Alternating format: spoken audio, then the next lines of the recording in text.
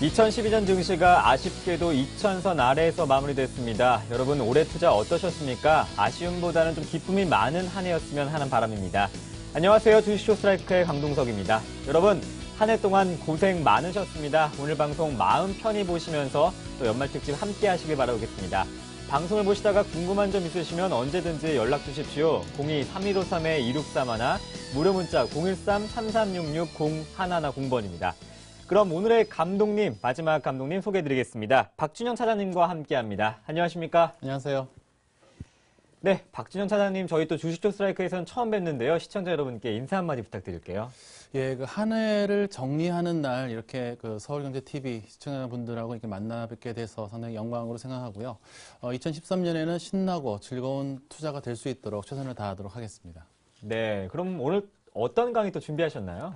예, 오늘은 2012년 증시를 한번 결산해 보고요. 네. 그리고 2013년을 탑다운 방식에 의거해서 한번 예측해 보도록 하겠습니다. 중요한 이벤트를 중심으로요. 그리고 마지막으로는 어떤 투자 아이디어를 가지고 시장에 접근하면은 높은 수익률을 올릴 수 있을지 업종과 종목군들을 뽑아서 드리도록 하겠습니다. 네, 탑다운 방식이라면 숲을 먼저 보자 이런 방식인 것 같은데요. 새해 전략 세우기 전에 올해 증시 분석부터 먼저 들어볼까요? 예, 2012년 증시 결산부터 말씀을 드리도록 하겠습니다. 제가 그림을 하나 준비를 해봤습니다. 올해의 그 주식시장의 흐름을 간단한 도표와 또 중요 이벤트를 중심으로 제가 그려봤는데요. 올해 초 굉장히 흐름이 좋았습니다. LTRO를 발표한 이후에 작년 12월 21일에 발표한 이후에 굉장히 안도랠리로 1850선에서 2000선까지 바로 올라오는 모습을 보였습니다. 낙폭이 과대했던 업종들이 주로 이때 랠리를 보였습니다. 주로 이제 산업재와 소재 업종이 랠리를 보였고요. 이 흐름이 5월까지 지속하게 됩니다. 근데 이 5월 달부터 투자자분들이 굉장히 속을 태웠던 사건들이 이제 벌어지게 되는데요. 그리스가 유로존 탈퇴 우려가 불거졌고요. 스페인 같은 경우에 대규모 충당금 적립 우려 때문에 구제금융 신청 이야기가 나오기도 했고, JP모건에서 파생 상품의 투자 손실이 굉장히 컸다라는 이야기도 나왔었고요. 또 중국이 경기 우려 때문에 7%대 성장밖에는 할 수 없다, 이런 이야기가 나오면서 지수가 급전 직하를 하게 됩니다. 이때 사실은 그 이전에 어떤 유동성 장세가 굉장히 이어질 것이다, 이런 전문가들의 의견이 많았습니다만은 사실은 시장의 기대와는 전혀 반대로 무너졌고요. 이런 흐름들 속에서 거래소 시장이 이렇게 무너지고 나니까 이제는 코스닥 시장에서 틈새 시장이 형성이 됐습니다. 뭐 기억들 하시겠지만은 패러다임의 변화가 오게 되죠. 스마트폰을 중심으로 한 IT 업종의 변화가 오게 되고요. 중국 소비 성장 수혜주들이 상당히 주가의 상승률이 높았습니다. 바이오, 게임, 엔터, 화장품 섹터, 뭐 나중에는 이제 바카라 관련주다, 이렇게 이야기가 되는 업종들이 시장의 대안으로 부각하게 되면서 3분기 실적 시즌까지 그 시세가 굉장히 분출하게 되고요. 그때까지는 사실 시장으로, 거래소 시장으로 봤을 때는 반등과 급락이 계속 반복되는 그런 시장이 거의 7월, 8월, 9월까지 이어지게 됩니다. 그런데 이 반전이 오게 되는데요. 이때가 이제 사실은 어떻게 보면 투자자분들에게는 가장 좀 짜릿한 순간이 아니었나라고 생각을 하는데요. 일단 마리오 효과다, 이런 이야기가 있을 정도로 22의 총재인 드라기가 무엇이든 다 하겠다, 유로화를 지키기 위해서 무엇이든 다 하겠다, 이런 이야기가 나왔고요. 이어서 버냉키가 Q3 가능성을 시사하는 그 발언들이 나오면서 이것이 복합적인 효과를 일으키면서 주가가 바로 급전해서 1950선까지 튀어 올라가는 모습을 보였습니다. 이때는 가장 그 시장의 주도 섹터는 역시 IT 섹터였죠. 특히 삼성전자가 시장을 거의 이끌다시피 하면서 올라가게 됐고요. 반면에 이제 자동차 섹터는 상대적으로 좀 부진한 모습을 보였습니다. 특히 근데 이 시점에서는 거의 IT 업종이 이끌었고요. 산업재와 소재 업종은 거의 계속 지지부진하는 모습을 10월까지 지금 이어가게 됐고요. 사실은 3분기 이후부터는 과거에 이끌었던 바이오, 엔터, 게임, 화장품 섹터는 다시 좀 주가가 무너지는 모습을 보여주게 됩니다. 10월 이후에 들어오게 됐어요. 사실 QE3에 대한 기대감이 상당히 컸었는데요. 미국의 대선으로 이제 가게 되면서 시장에 숨어있던 어떤 악재였죠. 재정절벽이라는 악재가 이제 불거지게 됩니다. 사실은 지금까지도 사실 이 재정절벽 이슈는 마무리가 안 됐다라고 보시면 맞을 것 같은데요. 이 재정절벽 우려가 증폭이 되면서 오바마 대통령과 그리고 베이너 하원 의장이 크리스마스 전까지 뭐 타협을 도출하겠다 이런 얘기가 됐지만은 사실 이루어지지 못했고요. 지금 현재는 올해 말까지 30일까지 다시 재협상을 하겠다 이런 이야기들이 나오고 있는데 아마 이 문제는 내년 초까지 계속 시장을 괴롭힐 문제가 아닌가라고 생각을 합니다. 그렇지만은 사실 미국의 연준에서는요, 실질적인 QE4를 발표를 하게 되죠. 오퍼레이션 트위스트가 종료됨에 따라서 QE4를 발표해서 미국의 국채를 매입하겠다라는 이야기를 하게 되고, 이거는 사실은 굉장히 강력한 유동성 효과를 가져오는, 그렇기 때문에 최근에 2000선까지 올라올 수 있었던 힘도 재정절벽 이슈가 잘 타결될 것이다. 이런 어떤 기대감도 있었지만은, 실적으로는 미 연준에서 재정절벽에 앞서서 미리 대응했던 부분들이 시장에는 상당히 주요하지 않았는가. 사실 외국인들이 이 시점에서 우리 시장을 거의 끌고 가다시피 했습니다. 11월 이후에서는요, 중국 모멘텀이 지금 가시화되기 시작합니다. 3분기까지가 이제 중국 경기가 거의 최저다라는 것이 기본적으로 투자들 사이에서 어떤 동의를 얻게 되면서 중국 모멘텀이 가시화가 되기 시작하고요. 이 시점에서는 삼성전자뿐만 아니라 산업재와 소재, 업종, 그리고 또 유로존 문제가 어느 정도 누그러들게 되면서 이제 조선업종과 기계업종들도 반등세를 보여주는 그런 시점이 됐고요. 지금 현재 재정절벽과 관련해서는 오바마 대통령과 미 상원이 이제 복귀한 이후 부분적인 합의가 도출되지 않겠는가라고 생각을 합니다만은 문제점이라면은 세금 연장 부분에 대해서는 어느 정도 동의가 되겠지만은 사실 재정절벽이라고 하는 재정 지출의 어떤 감축 부분, 그것이 내년도에는 사실 공공부채를 상향하는 문제가 좀 겹치기 때문에 공화당의 목소리가 상당히 커질 가능성이 있다는 부분은 시장에는 어느 정도는 좀 노이즈로 작용할 가능성이 크고요. 특히 최근에 미국의 아베 총리가 자민당의 집권을 하면서 엔화 약세에 대한 부담이 분명히 남아 있습니다. 자동차 섹터가 최근에 수익률이 상당히 저조했던 부분도 역시 그런 부분인데, 이런 부분들은 이 향후에 일본과 무역 경합도가 높은 우리나라 같은 경우에는 다소간은 증시의 또 하나의 또 짐이 될 수 있지 않을까라고 생각을 하고 있습니다. 그렇지만요, 제가 차트를 한번 보여드리겠는데요. 미국의 다우지수 차트를 잘 보시면은요, 올해는 별의 일이 많았는데도 불구하고 양봉으로 마감을 했습니다. 네. 이 양봉으로 마감했다는 것은 상당히 좀 의미가 있지 않은가라고 생각을 하는데요. 결국 무슨 이야기냐면은 미국, 특히 독일 같은 경우에는 자본주의라는 시스템을 지키기 위해서 노력했던 한 해가 아닌가. 그렇다면은 2013년은 그동안에 노력했던 이 자본주의 시스템이 제대로 작동하는 한 해가 될 것인가. 역시 2013년에도 이렇게 양봉이 불거져 나올 것인가는 뭐 사실 모둠의 바람이겠습니다만은 그렇게 될 것인지는 굉장히 조금 기대와 또 사실 우려가 교차되는 그런 시점이라고 말씀을 드릴 수 있겠고요. 올해는 사실 다사다난이라는 말이 사실 식상하지 않을 정도로 시장의 변동성도 컸고요. 이슈가 많았습니다. 그럼에도 불구하고 코스피는 9.5% 상승하는 모습을 보여줬고요. 삼성전자가 무려 43% 이상 상승하는 모습을 보이면서 버팀목을 보여줬습니다. 외국인이 17조 원, 연기금이 무려 4조 2천 원의 순매수를 기록했던 한 해였고요. 2013년은 이런 분위기가 과연 이어질 수 있을지, 아니면은 그런 분위기가 연초에는 조금 기대와 우려 사이에서 시장이 약간 꺾이는 모습이 나타날지, 그런 부분에 대해서는 제가 탑다운 방식에 의거해서 설명해 드리도록 하겠습니다. 네, 정말 말씀하신 대로 삼성전자만 투자했어도 40% 이상의 수익률을 볼 수 있었던 한 해였는데요. 아직 재정절벽에 대한 리스크는 남아 있습니다. 해결된 상태가 아니고요. 차장님, 분명히 리스크가 남아 있는데 내년 증시 흐름 어떻게 보고 계십니까? 예, 2013년 증시는 기본적으로 저는 밴드를요, 1800에서 2300포인트의 밴드를 설정을 하고 있습니다. 상저하고가 아닐까라고 좀 생각을 하고 있고요. 1분기를 저점으로 해서 2분기, 3분기, 4분기로 갈수록 시장이 올라가는 모습을 지금 예측하고 있는데요. 제가 그림을 하나 준비를 해봤습니다. 일단 연초에는 하락 요인이 일단 우세하지 않는가라고 좀 생각을 하고 있고요. 연초에 바닥을 찍고 분기가 진행될수록 상승 요인, 특히 미국이라든지 중국 쪽의 경기 턴어라운드가 가세를 하면서 시장은 올라갈 수 있는 그런 시장이 되지 않을까 좀 생각을 하고 있는데요. 제가 상반기의 호재와 악재를 나눠서 하나하나 설명해 드리도록 하겠습니다.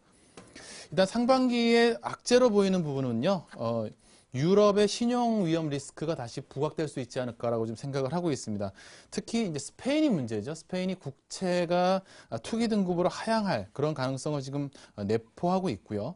미국의 재정 절벽에 대한 우려도 지금 심리 위축의 하나의 요소가 되지 않을까라고 생각하고 있습니다. 특히 뱅가드 펀드가 기존의 그 신흥국 지수에서 이제 선진국 지수로 한국을 편입하게 되면서 대형주의 주식이 유출되는 그런 어떤 이벤트가 남아있죠. 이런 부분들도 분명히 외국인들이 입장에서 봤을 때는 순매도가 나올 수 있는 상황이 되지 않을까라고 좀 생각을 하고 있고요.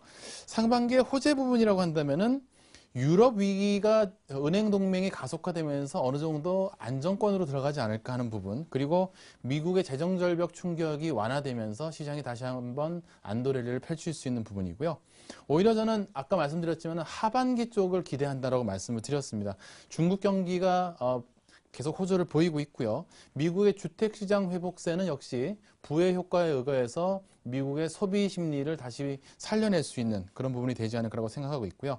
유럽도 역시 경기 하강 속도가 좀 둔화되고 있기 때문에 어떻게 보면은 2012년의 기저 효과를 2013년에 누릴 가능성이 있지 않을까라고 생각하고 있는데요. 우선 미국부터 하나하나 좀 살펴보도록 하겠습니다. 지금 현재 그 미국 제 그림 하나 준비를 해봤는데요. 미국과 지금 민주당과 공화당이 계속 지금 협상의 그 지점을 좀 찾지 못하고 있는데요. 지금 현재 그 민주당 같은 경우에는요, 기존의 주장이었던 증세는 1조 6천억 달러, 그리고 지출 삭감은 600억 달러 정도 수준으로 이야기했던 것이 지금은 상당히 증세 부분은 줄어들었고요. 지출 삭감 부분은 상당히 늘어나게 됐습니다. 이런 부분들은 사실 공화당 같은 경우에 지금 목소리를 높이고 있는 부분이고, 이것이 내년도에 공공부채를 상향하는 문제와 맞물렸을 때는 분명히 시장에서는 하나의 충격으로 받아들일 가능성이 큰데요. 사실 이렇게 민주당이 물러난다고 하는 부분은 시장에서는 굉장히 부정적으로 받아들일 가능성이 분명히 있지 않을까라고 생각합니다. 지금 현재 미국의 공공부채의 발행 한도가 800억 달러 수준입니다. 그렇기 때문에 얼마 남지 않았기 때문에요. 지금 현재 시장의 예상은 연내에 세금 절벽에 대해서는 합의를 하고, 내년 초에 그 지출 절벽에 대해서, 재정 지출 절벽에 대해서 다시 협상을 할 경우에 공공부채 발행 한도를 증액하는 문제랑 겹쳤을 때, 이럴 경우에는 공화당이 재정지출 축소에 대해서 목소리를 굉장히 키울 가능성이 높고요. 그렇다면은 이 부채 감축 노력 없이 만약에 채권 발행 한도만 증액시킬 경우에는 작년 8월 달에 있었던 사건이죠.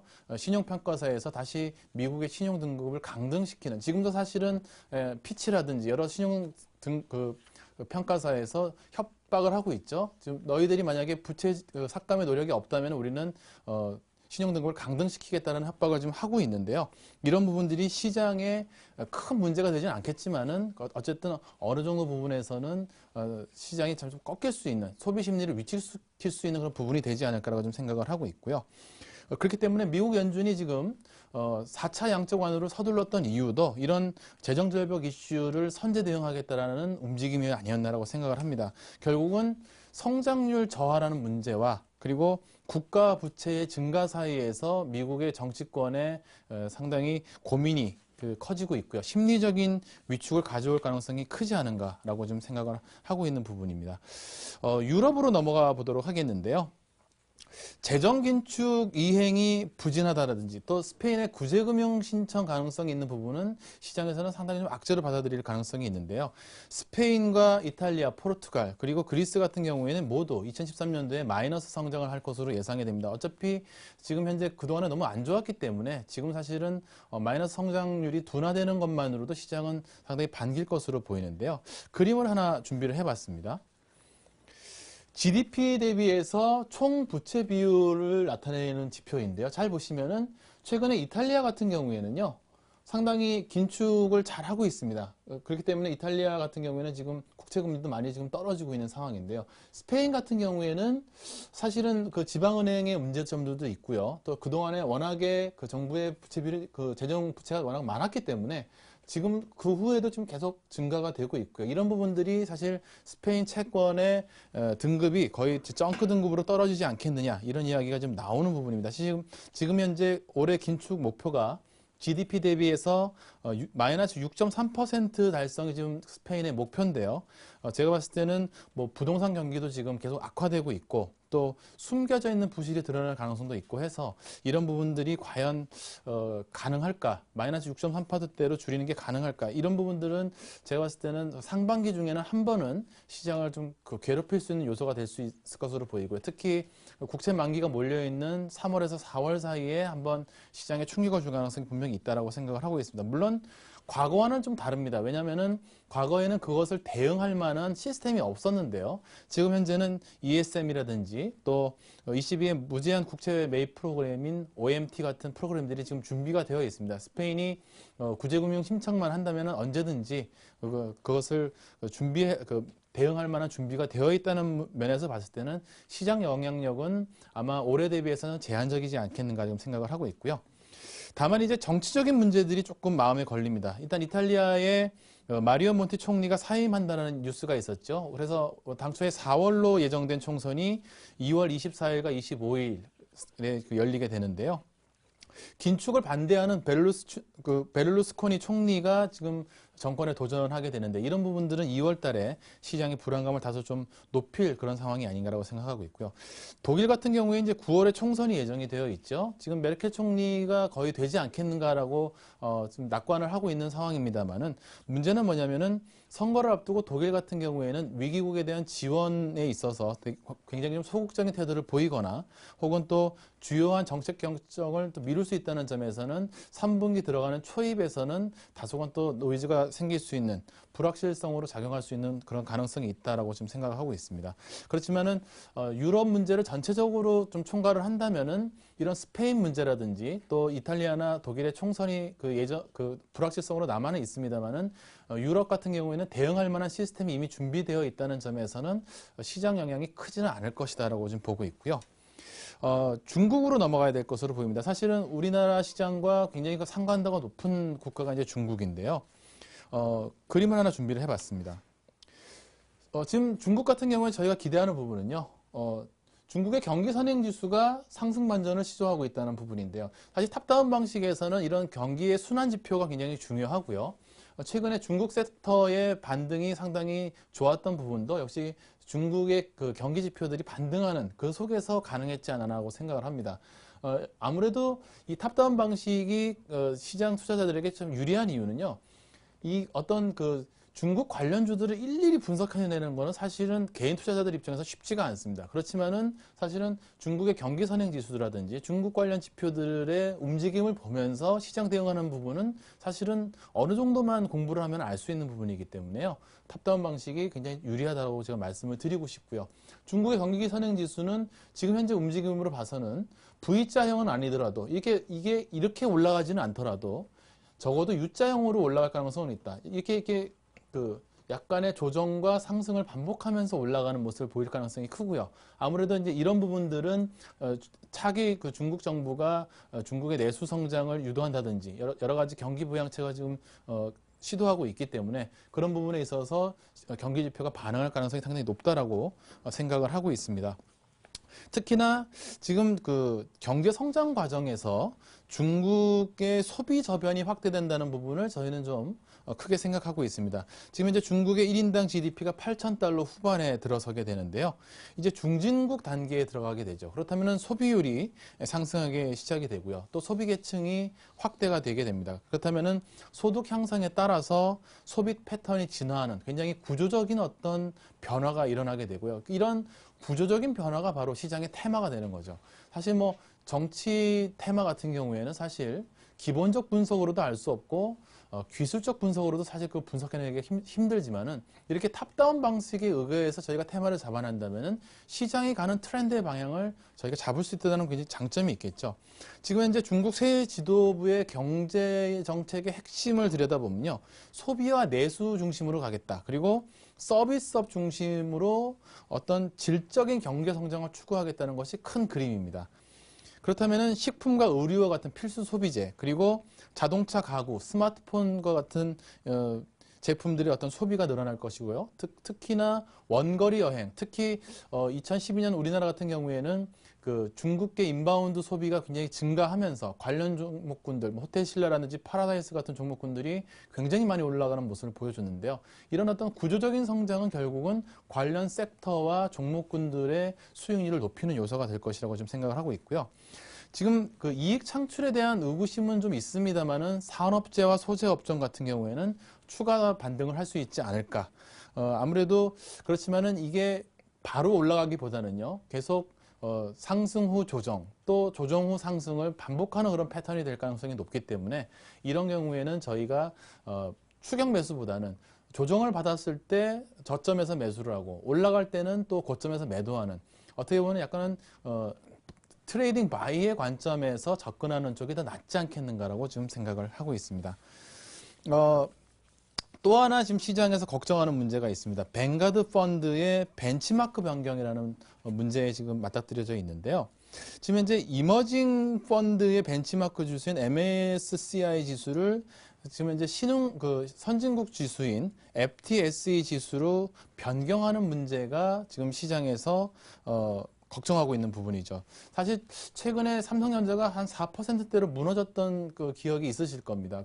그날도 보시면은 대형주 중심으로 뱅가드 펀드에서 물량이 나올 것이다, 이런 이야기들이 시장에 돌면서 삼성전자를 중심으로 해서 현대차와 같은 시가총액 상위 종목군들이 빠지는 모습들을 보였습니다. 실질적으로 지금 실행을 했을 때 한국에서 82.2억 달러 정도의 약 9조 원 정도 되죠. 투자 자금이 순유출될 것이다, 이런 이야기가 나오는데, 물론 이게 뭐 시장에서 뭐 한꺼번에 나오는 것이 아니라 6개월이라는 시차를 두고 굉장히 블락 매매 딜의 형태로 나오겠지만은, 사실 외국인들의 입장에서 봤을 때는 그런 부분에 대해서 굉장히 심리적으로 봤을 때는 좋은 영향을 미치지는 않을 것으로 생각이 됩니다. 왜냐하면은 아무래도 대형주 중심의 그 순매도가 나오는 부분들은 수급 면에서는 조금 부담이 되는 부분이고요. 특히 지금 현재 1,070원대의 원화 환율 그 수준에서 외국인들의 순매수가 강하게 지금 들어오기는 좀 녹록지 않은 상황입니다. 왜냐하면 이제 환율의 입장에서 봤을 때는요, 외국인들 같은 경우에는 환차익과 환차손해도 지금 굉장히 민감하다는 걸 저희가 항상 뭐 인식을 하고 있어야 되겠죠. 지금 현재 굉장히 환차익이 나와 있는 상황이고요. 그렇다면은 지금 현재 강하게 순매수를 했다가 시장에 어떤 시스템 문제가 불거진다든지, 아니면은 뭐 미국의 재정 절벽 이슈 때문에 그 시장이 꺾인다든지, 이런 우리나라 같은 경우에는 아무래도 선진국의 그 채찍 효과에 되게 이제 휘둘리는 경우가 많습니다. 이 채찍 효과라고 하는 것은 채찍을 휘둘렀을 때 채찍 끝에 있는 경우에는 변동성이 클 수밖에 없겠죠. 특히 이제 우리나라 같은 경우는 이제 수출 중심의 국가이기 때문에 아무래도 그 대외적인 그 글로벌 경기라든지 뭐 미국의 어떤 소비 수준, 또 이런 부분들에 굉장히 그 영향을 크게 있게 되고요. 그 채찍 끝에 있는 그 국가들 같은 경우에는 아무래도 이 외환 시장이 굉장히 변동성이 클 수밖에 없겠죠. 그렇기 때문에 이제 환차익을 지금 굉장히 벌어들어 있는 그런 어떤 외국인들의 입장에서 봤을 때는 지금 환율이 올라가는 부분에 대해서 굉장히 민감할 수밖에 없고요. 그렇다면은 지금 이 정도의 원화 강세의 수준에서 외국인들이 공격적으로 계속 매수가 들어오기는 사실은 쉽지는 않은 상황이다. 특히나 2013년 상반기처럼 굉장히 그 재정 절벽 이슈라든지 유로존의 어떤 시스템 문제가 완벽하게 해결되지 않은 부분, 특히 또 중국 경기의 반등이 확실히 지금 일어나지 않은 이런 상황에서는 좀 쉽지 않은 상황이 아닌가라고 생각이 되고 있고요. 그렇다면은 이런 뱅가드 펀드의 그 벤치마크 변경이라고 하는 부분은 충격 완화를 위한 장치는 있겠지만은 대형주에는 좀 부정적인 이슈가 아닌가라고 좀 생각을 하고 있습니다. 그림을 조금 앞으로 돌려가지고요. 네. 조금 더 그 증시를 조금 이제 총체적으로 설명을 해드리도록 하겠습니다. 네. 2013년의 그 상반기에는요, 미국의 재정 절벽 이슈가 역시 시장을 가장 크게 괴롭힐 이슈인데요. 국채 발행 한도의 상향 조정이라는 문제가 가장 좀 크게 걸립니다. 이 부분이 공화당과의 협상 과정에서 민주당이 한 발 물러나게 된다면은 아마 시장은 상당히 걱정을 할 가능성이 높아지고요. 특히나 부채를 재정 지출의 어떤 부채 감축이 노력이 없이 국채 발행 한도만이 상향되는 그런 모습을 보여준다면은 미국의 신용평가사들이 신용 등급을 다시 강등하는 그런 어떤 리스크가 굉장히 있지 않을까라고 생각을 하고 있습니다. 두 번째는요. 그리스와 스페인, 특히나 이제 스페인 리스크를 제가 말씀을 드렸는데요. 지금 이제 스페인 같은 경우에는 지방은행이라든지 또 지금 현재 재정 부채의 크기가 자체가 워낙에 크고요. 또 스페인의 국채 자체가 지금 만약에 투자 부적격 등급, 정크 등급으로 떨어지게 된다면은 이것은 국채 금리가 엄청나게 상승하는 그런 모습을 보이게 됩니다. 그리스 같은 경우에요.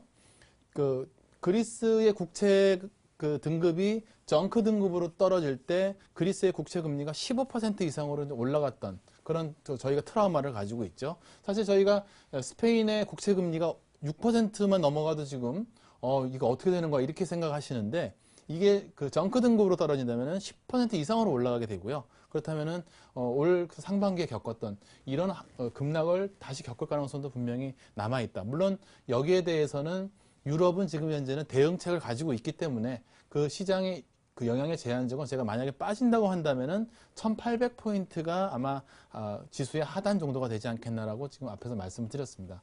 그리고 상반기에 악재가 될 수 있는 부분이 이제 뱅가드 펀드에서 포트폴리오 교체하는 부분이라고 말씀을 드렸는데요. 이런 부분들이 이제 대형주의 매물이 6개월 동안에 약 9조 원 정도 나온다고 하는 82억 달러 정도 나온다고 하는 부분은 상당히 좀 시장에서는 굉장히 좀 걱정할 수 있는 그리고 특히나 외국인들의 수급 부분에서 순매도를 불러일으킬 수 있는 요인이다라고 말씀을 드릴 수 있겠고요.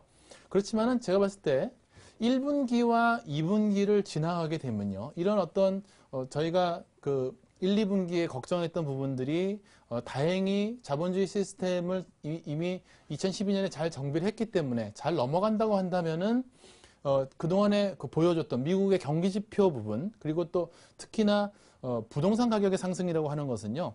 부의 효과에서는 가장 큰 부분입니다. 무슨 말씀이냐면은 주식 자산이 올라가는 것보다 부동산 자산이 올라가는 부분이 훨씬 더 소비 심리를 더 자극하는 것으로 나타났고요. 대개 주식 자산보다는 8배의 효과가 있는 걸로 나타났기 때문에 최근에 부동산 경기의 회복은 상당히 주식시장에는 긍정적으로 영향을 끼칠 것으로 보이고요. 미국의 고용률도 지금 상승하고 있죠. 최근에 나온 지표를 보면 신규 실업수당 청구 건수가 상당히 줄어드는 모습을 보였습니다. 미국의 연준은 미국의 고용 지표가 어느 수준까지 떨어질 때까지는 계속해서 미국의 국채를 매입하겠다라고 하는 사실상의 QE4를 발표했기 때문에 이런 부분들은 상당히 시장에는 긍정적으로 하반기에 소위 말해서 저희가 흔히 말하는 유동성 효과를 가질 수 있는 부분이 아니라고 생각을 하고 있고요. 중국의 경기 턴어라운드 부분. 지금 현재 저희가 지금 업종이나 이 종목을 선택할 때 가장 큰 어려움이 이런 겁니다. 중국 경기가 턴어라운드 하는 것은 알겠는데요. 산업재나 소재 업종 같은 경우에는 계속 애널리스트들이 실적이 안 좋다는 이야기를 계속 내놓고 있습니다. 4분기까지도 안 좋고 내년 1분기도 좀 불확실성이 있지 않느냐 이런 이야기가 좀 나오는 상황이고요. 그렇다면은 미국의 내수 소비 쪽에다가 만약에 맞춘다고 한다면은 굉장히 이익 창출 능력에 대해서는 큰 걱정이 없는데요. 에이블 CNC라든지 파라다이스라든지 이런 종목군들 잘 보시면은 지금 퍼가 너무 높거든요. 그리고 또 PBR 부분에서도 너무 높은 수준에서 좀 거래가 되고 있기 때문에 사실은 어느 쪽으로 선택을 해야 되는가 걱정이 될 수밖에 없는데요. 그렇지만은 지금 현재 산업재 소재 같은 경우에는 바닥 대비해서 뭐 15%에서 한 20% 정도 올라온 상황입니다만은 충분히 추가 반등이 가능할 것이라고 생각하고 있고요. 지금 이제 내수 소비 관련주들 같은 경우에는 굉장히 밸류에이션이 높기 때문에 지금 추격 매수하시기보다는 조정시 매수하는 관점으로 접근하는 것이 어떤가 생각을 하고 있습니다. 그렇다면 1분기에 이런 시장의 리스크의 어떤 문제들이 불거졌을 때 지수가 빠진다면은 1분기에 바이해서 4분기까지 홀딩하는 전략을 가져가셔도 저는 무방하다고 생각을 하고요. 물론 각 분기마다 제가 앞에서 말씀드린 것 같은 리스크들이 있습니다. 특히 1분기에 어떤 시스템 문제, 그리고 3분기 들어가면 유럽의 문제, 그리고 또 9월에 가면은 독일의 어떤 선거에 관한 어떤 정치적인 이슈 이런 것들이 있습니다만은 제가 봤을 때는 계속 1800에서 1900선에서는 순매수, 그리고 또 2100에서 200으로 올라간다면은 매도하는 그런 어떤 트레이딩 관점에서 접근하셔도 크게 틀릴 것은 없다. 제가 봤을 때는 지금의 시장의 심리 지표 자체가 워낙에 좀 안정이 되어 있기 때문에 안도랠리로 주가가 많이 올라간다는 것은 좀 힘들 것으로 보입니다. 그렇기 때문에 제가 봤을 때는 2분기 이후에는 시장의 안도랠리라기보다는요, 그동안에 미국이라든지 중국에서 경기 지표가 회복되는 부분들, 그리고 또 미국이 FOMC에서 QE3나 QE4 효과를 통해서 유동성의 어떤 효과가 본격적으로 발휘되는 시점인 2분기 이후가 주식 수익률이 가장 좋은 시점이 될 것이다라고 말씀을 드릴 수 있겠고요. 그래서 2013년은 연초에 이런 부분들만 큰 무리 없이 지나간다면은 아마 이맘때면은 굉장히 좀 웃을 수 있는 그런 한 해가 되지 않을까라고 생각을 하고 있습니다. 일단 2013년에 대해서 전반적으로 조금 짚어드렸는데요. 아무래도 이제 2013년 같은 경우에는 2012년도에 어떤 시스템 문제들이 거의 다 해결을 다 보았고요. 또 유럽 같은 경우에는 다 준비를 해왔기 때문에 그런 부분들이 1분기, 2분기로 갈수록 이제 주식시장이 2012년에 그 증시 전문가들이 외쳤던 것처럼 유동성 효과가 본격화되고 또 미국과 중국의 경기 반등이 본격화되는 그런 시기가 될 것이다라고 생각하면 크게 틀리지 않을 것으로 보이고요. 제가 조금 있다가 그렇다면은 탑다운 방식에 의거해서 어떤 섹터에 어떤 종목군들을 투자를 하면은 시장 대비해서 초과 수익률을 올릴 수 있을까요? 사실 이 부분이 시청자 여러분들이 가장 큰 관심사일 것 같습니다. 이런 부분들을 제가 크게 5개 섹터로 나눠서 하나하나 조목조목 좀 설명을 드리도록 하겠습니다. 네, 2013년 증시 밴드는 한 1800에서 2300 정도 예상하셨고요. 상저하고 4분기로 갈수록 좀 더 증시가 강한 면모를 보일 것이다 이렇게 말씀을 해주셨습니다. 오늘의 하이라이트라고 할 수 있겠죠. 2013년 증시에 대한 또 투자 아이디어 탑다운 방식으로 알아보겠습니다. 잠시 후에 공개합니다.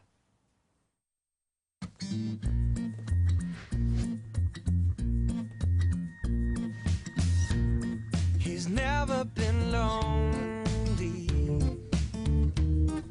She takes his hand and all his troubles step aside. He's never felt like this before. He liked to try. Oh, let yourself in. It's always thinking about let yourself in. And now he's singing out loud. Ooh, I'm feeling like my life has just begun. And I'm feeling fine. Well, I feel so alive. Singing, ooh, I'm feeling like my life has just begun. And I'm feeling fine. So fine, fine, fine.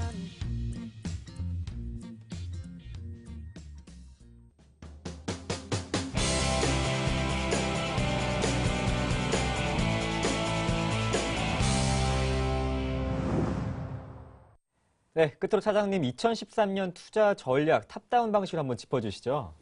예, 일단 탑다운 방식을 일단 좀 간단하게 설명을 드리는 게 네. 좋을 것 같은데요. 기본적으로 저희가 이제 그 보통 가치 투자라고 하죠. 어떤 종목의 기업의 내재 가치를 분석을 해서 그 종목을 매수를 해서 들고 가면 이제 수익이 난다. 이것이 이제 가치 투자의 기본적인 방식입니다. 근데 이런 것들이 사실 이제 시장에서 보면은 그 투자의 대가분들이 많이 썼던 방식이거든요. 워렌 버핏을 비롯해서 뭐 존 템플턴이라든지 또 워렌 버핏의 스승인 벤자민 그레이엄이라든지 여러 그 투자의 대가들이 그 시중에 책도 많이 나와 있고요. 기업의 내재 가치를 분석해서 그것을 장기적으로 홀딩한다. 이런 네. 어떤 전략인데요. 사실 해보시면은 녹록지가 않습니다. 예, 기본적으로 무엇을 사야 되는지도 상당히 참 고민거리고요. 사실 한국 밸류자산운용이라고 유명한 가치 투자 펀드가 있는데요. 보유하고 있는 종목군들을 보면요, 거의 중소형주가 많습니다. 왜냐면은 그 소위 투자 대가들의 어떤 그 기준에 의해서 이제 종목을 선정하다 보니까 대형주들은 이미 많이 올랐고요. 또 중소형주들은 사실은 시장 리스크에 너무 쉽게 주가가 빠지는 모습을 보여줍니다. 그래서 시장 수익률이 다른 펀드보다 높은 편입니다만은 사실은 그 수익률 내기가 좀 쉽지 않은 부분이고요. 특히나 코스닥 시장의 종목군들은 사실 코스닥 시장이라는 어떤 시장 자체의 리스크가 있기 때문에 올라갈 때는 너무나 많이 올라가지만은 잘못 잡았을 경우에는 이제 급락하는 모습들을 많이 보여주죠.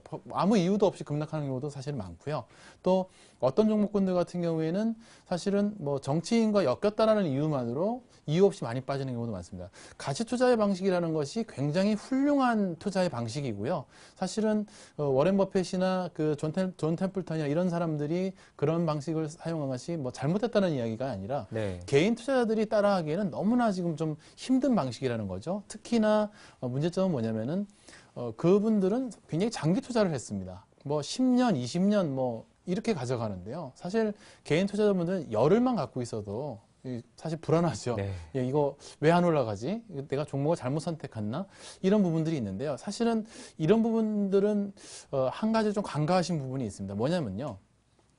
워렌 버핏이라든지 이런 사람들 사실은 미국 사람 아니겠습니까? 그렇기 네. 때문에 미국은 달러라고 하는 기축통화를 가지고 있습니다. 그 달러라는 기축통화를 갖고 있는 국가들 같은 경우에는 외환위기라는 게 사실은 가슴에 와닿는 문제들이 아니죠. 네. 그렇지만 저희 같은 경우에 잘 보십시오. 98년도에 IMF 사태가 터졌을 때 외환위기 때문에 지금 주가지수가 200선까지 빠지는 그런 모습을 보여줬고요. 금융위기 때도 주가지수가 너무 막 힘없이 맥없이 밀리는 모습들을 보여줬죠. 이런 것들은 아무래도 소위 저희가 시중에 나와 있는 어떤 가치 투자의 대가들 같은 경우에는 그런 국가 시스템의 어떤 덕도 분명히 본 것이 있다는 것을 저희가 인지를 해야 되는 부분이 있고요. 또 특히나 미국 같은 경우에는 규모의 경제가 가능한 그런 국가죠. 네. 다국적 기업이 막 전 세계적으로 코카콜라라든지 이런 기업들이 뻗어나갈 수 있는 그런 어떤 시스템의 힘이 있는데요. 사실 우리나라 같은 경우에 잘 보시면은 삼성전자, 현대차 정도를 제외하고는 사실 전 세계적으로 내놓을 만한 기업이 사실 없다는 부분도 사실 가치 투자가 좀 힘든 부분인데요.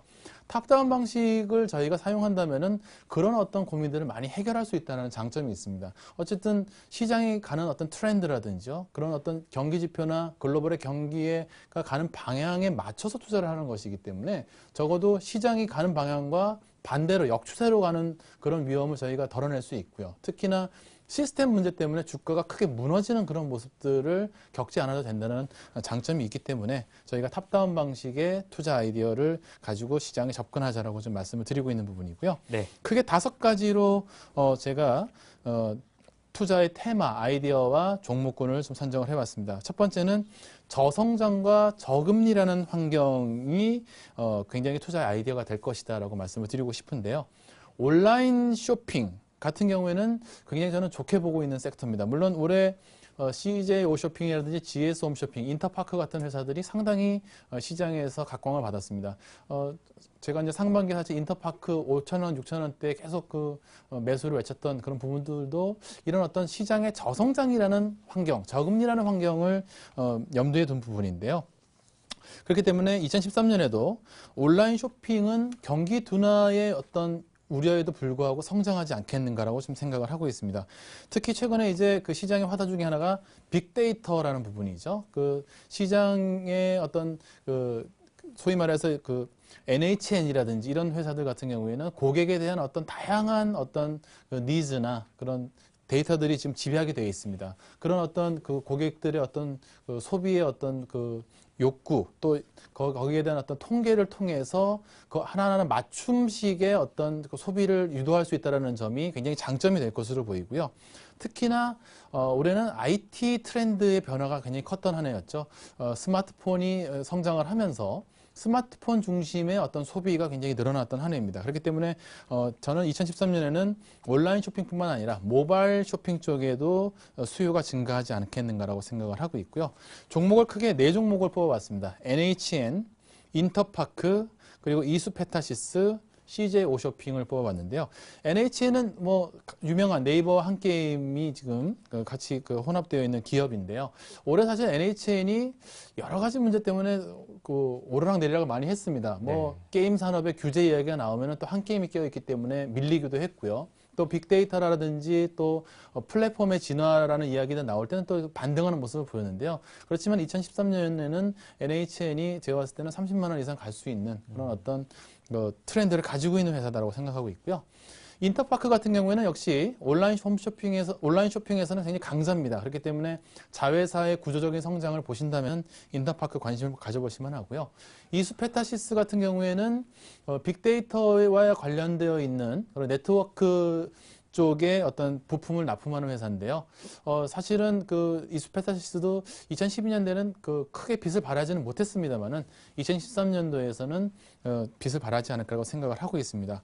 그리고 제가 CJ 오쇼핑을 선정을 했는데 아무래도 이제 중국 쪽의 자회사의 성장에 제가 더 기대를 하고 있는 부분이고요.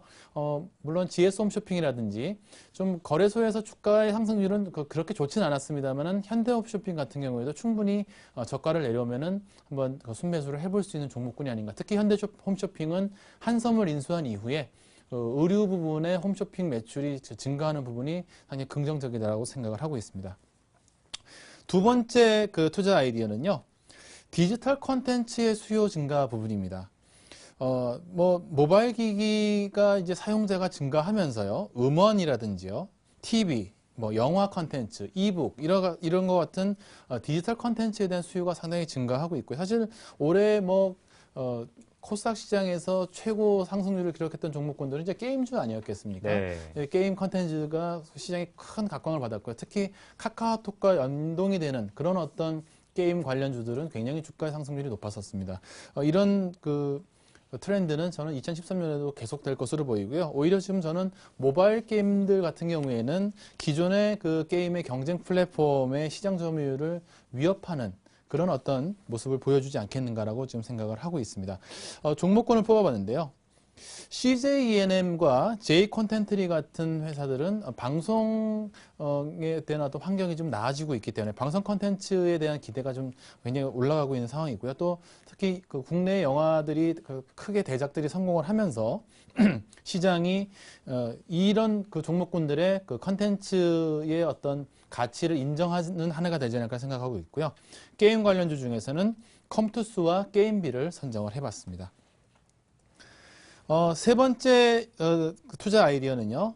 제가 앞에서도 말씀을 드렸지만은 중국 경기의 턴어라운드 그리고 중국의 내수 소비 성장과 관련된 부분입니다. 제가 이제 산업재 소재 업종이 추가 상승이 가능하다라는 말씀을 드린 바가 있었고요. 특히 저는 최근에 중국 쪽의 스마트폰 성장이 굉장히 크게 일어나고 있죠. 사실은 삼성전자의 뒤를 맹추격하는 그런 중국 기업들의 스마트폰 시장에서의 그 점유율이 늘어나는 부분을 사실 좀 걱정하고 있습니다.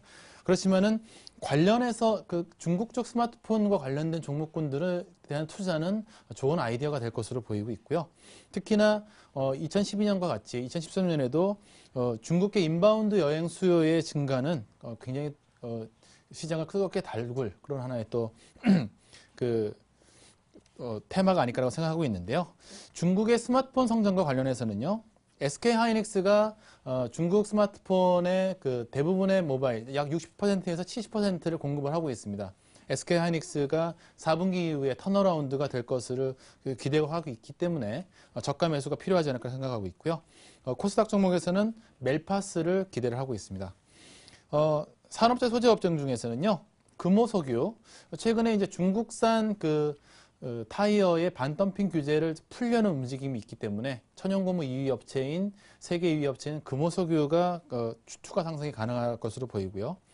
SKC 같은 경우에는요, 그동안에 이제 태양광에 대한 우려 때문에 주가의 상승률이 좀 안 좋았습니다만은 자회사들이 2013년에는 SK 하이닉스로 매출이 상당히 늘어나는 그런 구조적인 성장을 이룰 가능성이 크기 때문에 지금 정도의 가격에서는 충분히 매수 가능할 것으로 보이고요. LG화학 그리고 CJ-CGV, 호텔신라를 관심 종목으로 뽑아봤습니다. 네 번째 투자 아이디어는요. 최근에 아세안 국가들, 동남아시아 국가들을 주목하라 이런 이야기들이 나오고 있습니다. 이 아세안 국가들의 생산과 소비가 상당히 증대되는 그런 모습들을 보여주고 있고 이것은 사실은 중국이라는 국가가 임금이 상승함에 따라서 아세안 국가들이 생산 기지의 대안으로 부각이 되고 있습니다. 사실 일찌감치 베트남이라든지 인도네시아 쪽으로는 국내의 의류 기업이라든지 이런 기업들이 이미 진출해 있죠. 영업무역이라든지 이런 한센실업이나 이런 기업들이 이미 진출해 있는데요. 이런 아세안 국가들은 사실 젊은 인구 구조라든지 농업 경제 구조 이런 것들이 내수 시장이 성장할 수 있는 어떤 기반이 되어주고 있기 때문에 아세안 국가 쪽으로 매출이 일어나고 있는 그런 기업들을 주목하셔야 되는데요.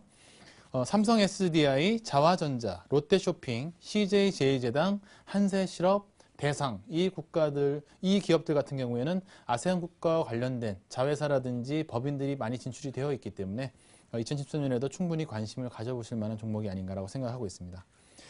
마지막에 스몰캡을 좀 뽑아봤는데요. 이 스몰캡 같은 경우에는 사실 올해 코스닥 시장이 화랑을 보이면서 굉장히 시장에 관심이 높았던 종목군입니다. 사실 증권사에서 스몰캡에 이렇게 정성을 쏟았던 한 해가 또 있을까라고 생각이 들 정도로 스몰캡 관련주들이 상승률이 높았고요. 사실 증권사 레포트에 스몰캡이라면 이름만 붙어도 당일 막 5% 이상 올라가는 그런 기현상을 좀 보여주기도 했습니다. 저는 제가 아까 벤치마크 변경, 뱅가드 펀드의 벤치마크 변경이 연초를 괴롭힐 수 있는 어떤 악재라고 말씀을 드린 바가 있었는데요. 그렇다면은 중소형주의 1월 효과를 오히려 기대해야 되는 것이 아닌가라고 생각을 해서 스몰캡을 뽑아봤고요. 선정 기준은 1분기 이후에 턴어라운드가 될 수 있는가, 그리고 구조적으로 성장하고 있는 기업인가, 그리고 또한 가치주로서의 안정성이 있는가, 이 세 가지의 기준으로 뽑아봤는데요. 대덕전자, 다우기술, 세진전자, 무학, 코다코를 선정을 했습니다. 여기서 좀 이 기업이 왜 뽑혔지라고 생각하실 기업이 이제 두 개가 있을 겁니다.